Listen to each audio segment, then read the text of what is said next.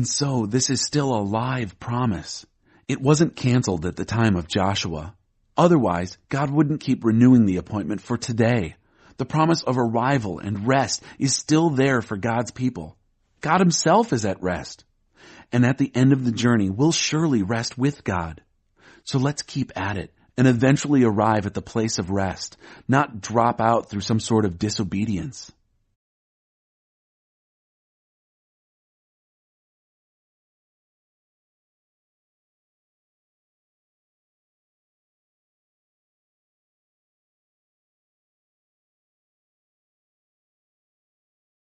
Today's verse of the day is Hebrews 4:10. For anyone who enters God's rest also rests from their works, just as God did from his. We all love the idea of rest. I mean, we spend like all week anticipating the weekend. We eagerly count down the days until our next vacation. But if you're like me, sometimes you come back from that vacation even more exhausted than when you left. It turns out, as much as we love the idea of rest, we're not actually very good at it. We tend to pack any and all available free time with activity and busyness.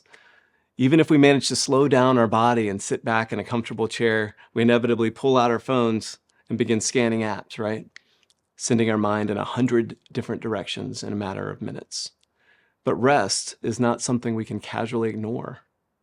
It's something that's been modeled for us by God himself, and it's something he desires for each of us.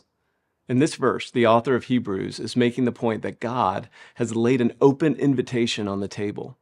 You and I can enter God's rest. And that sounds good, right? It is. But in order to take him up on it, you actually have to rest, meaning you have to stop all the striving and climbing and pouring all your energy into constant busyness. You have to do something significantly harder. You have to trust. In the verses directly before this one, the author makes it clear that the Israelites who wandered in the wilderness with Moses couldn't enter the rest God invited them into because they did not trust God. They couldn't imagine that God could actually accomplish what he promised, and they ended up missing out on the rest he wanted for them. The author of Hebrews wants to keep us from making the same mistake. He wants us to trust that God can and will fulfill his promises to us. He wants to keep us from spending our lives striving to earn what God has already freely provided.